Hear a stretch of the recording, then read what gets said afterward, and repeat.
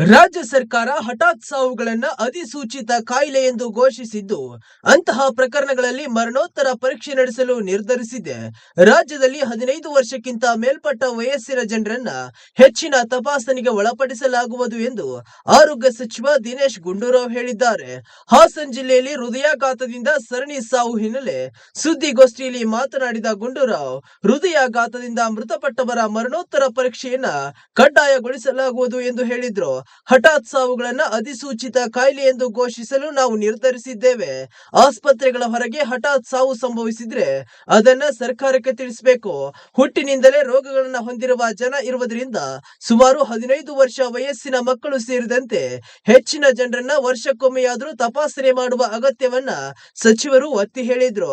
ಹೃದಯಾಘಾತ ಮತ್ತು ಹಠಾತ್ ಸಾವುಗಳಿಗೆ ಕಾರಣವಾಗುವ ರೋಗಗಳ ಕುರಿತು ಪಠ್ಯ ಪುಸ್ತಕಗಳಲ್ಲಿ ಪ್ರತ್ಯೇಕ ಪಠ್ಯ ಅಳವಡಿಸಲು ಶಿಕ್ಷಣ ಇಲಾಖೆಗೆ ಸೂಚಿಸಲಾಗುವುದು ಎಂದ ಸಚಿವರು, ಸಿಪಿಆರ್ ಕುರಿತು ಜನರಿಗೆ ತರಬೇತಿ ನೀಡಲು ಸಹ ನಿರ್ಧರಿಸಲಾಗಿದೆ ಎಂದರು. ಇದಲ್ಲದೆ ರಾಜ್ಯದ 86 ಆಸ್ಪತ್ರೆಗಳಲ್ಲಿ ನಡೆಯುತ್ತಿರುವ ಪುನೀತ್ ರಾಜ್ಕುಮಾರ್ ಹೃದಯ ಜ್ಯೋತಿ ಯೋಜನೆಯನ್ನ ಈ ವರ್ಷ ತಾಲೂಕು ಮಟ್ಟದ ಆಸ್ಪತ್ರೆಗಳಿಗೂ ವಿಸ್ತರಿಸಲಾಗುವುದು ಎಂದು ಗುಂಡೂರಾವ್ ಹೇಳಿದರು.